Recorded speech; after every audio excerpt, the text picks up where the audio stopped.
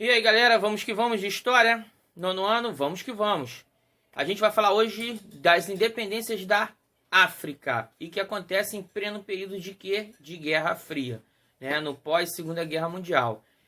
Sempre lembrando de toda a dominação sobre o continente africano vem de muitos e muitos anos anteriores, né? A gente tem, por exemplo, a questão própria de Portugal, né? Com o Brasil, mas tinha várias colônias na África, como Moçambique e Angola, né? E essas regiões elas eram dominadas, e quando houve, né, a famosa Conferência de Berlim, na virada do século XIX, né, a gente tem a construção de uma pizza, né, como se a África fosse uma grande pizza fatiada entre esses países europeus, naquele período que a gente conhece como período imperialista, em que as nações europeias elas vão dividir a África sob sua dominação. Já havia, claro, boa parte já dominada pelos ingleses e franceses, que vão aumentar suas possessões, como havia também já as possessões de Portugal, e outros países vão entrar nessa história, como a Alemanha e Itália, e até a Bélgica. Só que sempre lembrando que essa África, né, não tinha quase nenhum país independente, eram pouquíssimos países independentes, e até os que eram independentes, eles viviam debaixo, né, de dominações. E alguns vão ter um enfrentamento. Exemplo da própria Etiópia, que vai lutar contra uma tentativa de dominação pela Itália, né, pela Itália de Mussolini, já no caminho da Segunda Guerra Mundial. Bem, esse imperialismo europeu ele vai sofrer uma crise, né? Diante das Primeira e Segunda Guerra Mundial, de todas essas situações, vai fazer com que, primeiro, o ator principal que vai surgir como potência econômica de sair os Estados Unidos, e que tem um jeito imperialista diferente de viver, sim, com seu estilo de vida cultural e econômico, e não com a dominação, né, política, principalmente sobre esses países que estão fora do continente americano. Então, esse tipo de imperialismo é o que vai prevalecer, porque o imperialismo europeu vai se enfraquecer diante das fragilidades que esses países vão, né, ter depois do pós-Primeira Guerra e até no pós-Segunda Guerra Mundial. Outra situação dessa crise, né, do imperialismo europeu é que esses países europeus estavam lutando, né, contra a tirania, né, a ditadura de um extremismo conservador, um extremismo de direita, que eram os movimentos fascistas. Por exemplo, a Alemanha, a Itália é um exemplo disso, e até nos outros países ocidentais da Europa que ainda prevalecia a democracia, havia grupos de extremistas de direita, né, que tentavam alcançar o poder. E a gente vai ter um grande exemplo de dois países que vão entrar em plena ditadura e vão permanecer em ditadura ainda no pós-guerra, é a Espanha e Portugal. E Portugal, um ator importante dessa dominação sobre o continente africano. Então, crise do imperialismo europeu, a gente falou aqui. A gente vai falar também sobre outra situação. Em 1945 é criada a ONU de vez, né, que já tinha o protótipo Liga das Nações, que não deu muito certo, agora sim a Organização das Nações Unidas. E uma das primeiras orientações que essa organização vai fazer é de que esses países imperialistas fizessem plebiscitos para as populações desses países africanos terem o direito, né, de discutir a independência ou uma certa autonomia desses países. Claramente, quase ninguém atendeu isso, né? Para dizer que ninguém atendeu. Vai até haver, sim, na questão francesa e britânica, uma mudança com determinadas colônias, né, da condição de autonomia, né? Mas, por exemplo, a gente vai ver aqui, quando a gente chegar na independência da Argélia, que a própria França não atendeu como um todo.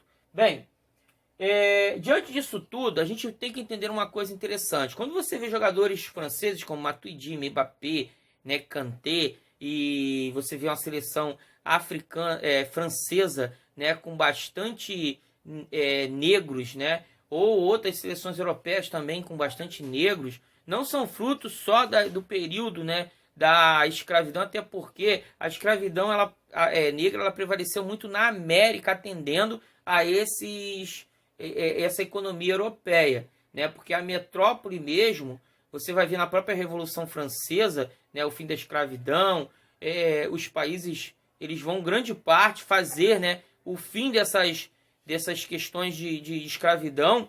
Só que acontece, nessa Europa, você não tem quase escravidão de negros. A fruto desses negros nas seleções europeias são fruto desse período imperialista em que as metrópoles ainda têm muita dominação sobre as colônias, né, sobre essas colônias. E aí a gente vai ter dois movimentos importantes, o pan-africanismo e a negritude. O pan-africanismo vai ser um movimento intelectual que vai surgir principalmente, né, nos países em que há negros na América, no Caribe, nos Estados Unidos. Esse movimento, né, por isso igual o pan-americano, né, de falar, né, na ideia de África, o pan-africanismo, né, na ideia dessa libertação, principalmente cultural e ideológica desses países como metrópoles.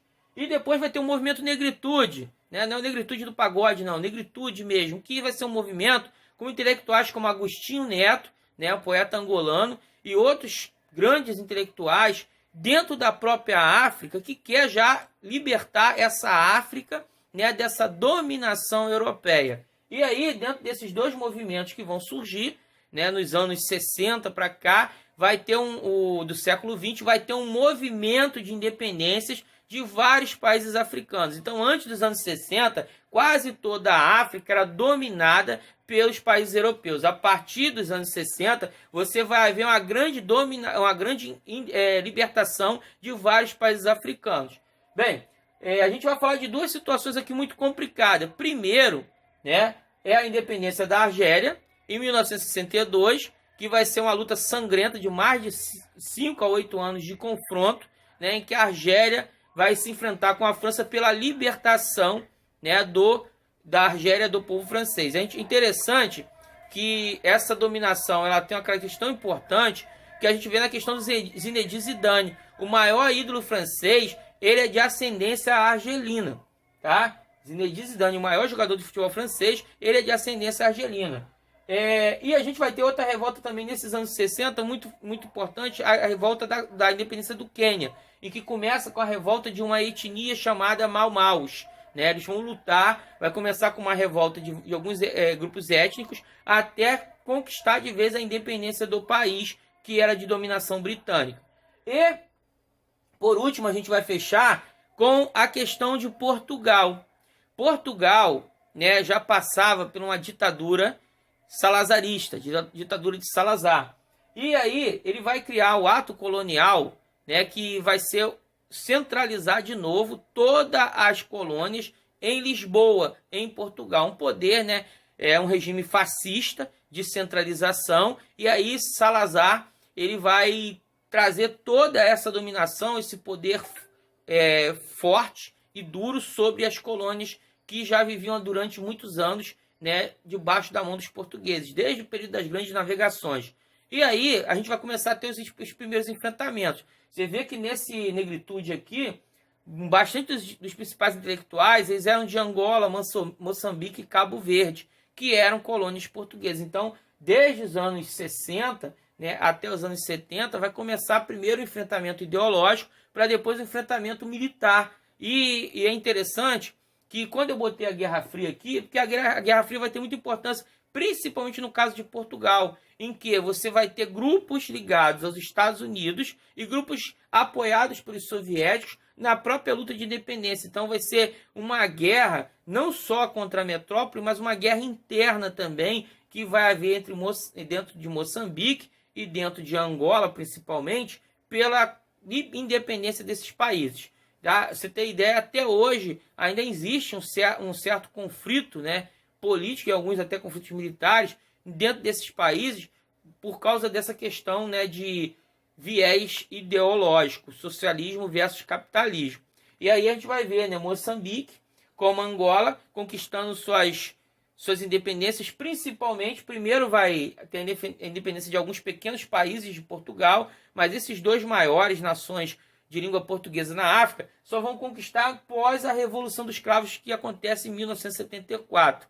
Né? Essa Revolução dos Cravos é uma revolução que derruba a ditadura de Salazar e Portugal volta a viver um estágio de democracia. E com isso vai avançar, né, as independências desses países, porque o próprio enfrentamento do povo português contra um regime de dominação fascista faz com que também se enxergue a necessidade, né, e também até diante das perdas militares diante da perda econômica, essa sustentação desse colonialismo se torna totalmente inviável. Então a gente está vendo aqui, nessa aula de hoje, as independências da África. Na próxima aula a gente vai falar do continente asiático, que também sofreu muito sob debaixo do imperialismo europeu. Então a gente entender, né, que a África, e isso é interessante agora a gente pensar, a África até hoje, né, vive uma discussão sobre a independência cultural desses países, né, europeus, porque